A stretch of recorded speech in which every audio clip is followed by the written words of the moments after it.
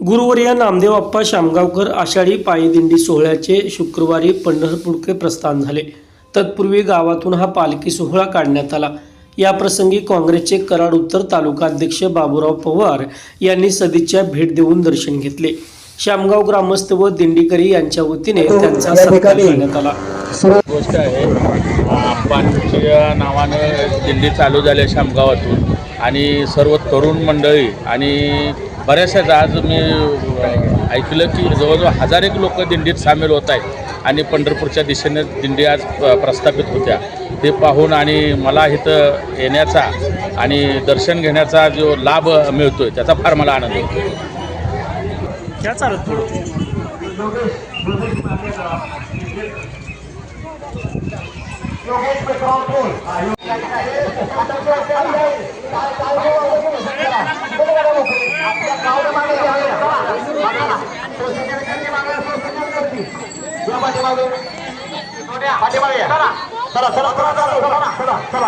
मागं कुणीही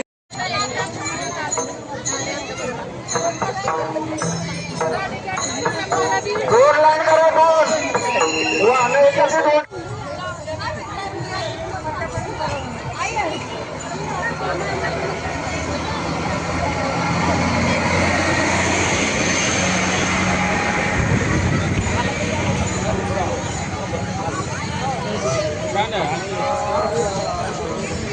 तर अध्यक्ष काँग्रेस कमिटी ते आता मला वाटतं कराड उत्तरचे अध्यक्ष आता नुकतेच झालेले आहेत, त्याबद्दल त्यांचं साहेबांचं खूप खूप अभिनंदन।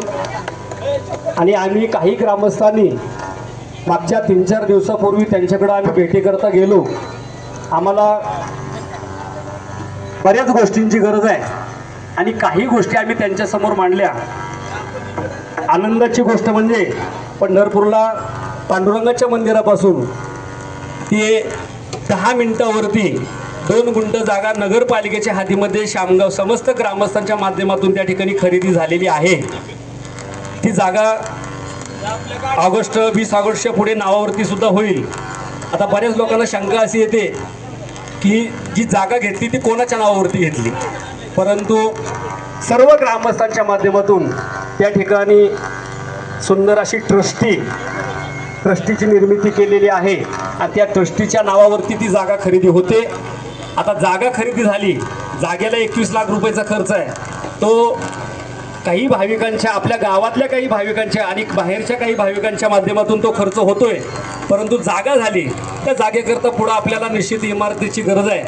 आणि ही गोष्ट लक्षात घेऊन आम्ही नुकतेच कराड उत्तरचे अध्यक्ष काँग्रेस कमिटीचे झालेले आमचे श्री बाबूराव जगन्नाथ पवार साहेबांना आम्ही भेटण्याकरता गेलो आणि ही चर्चा त्यांच्यासमोर मांडल्यानंतर साहेबांनी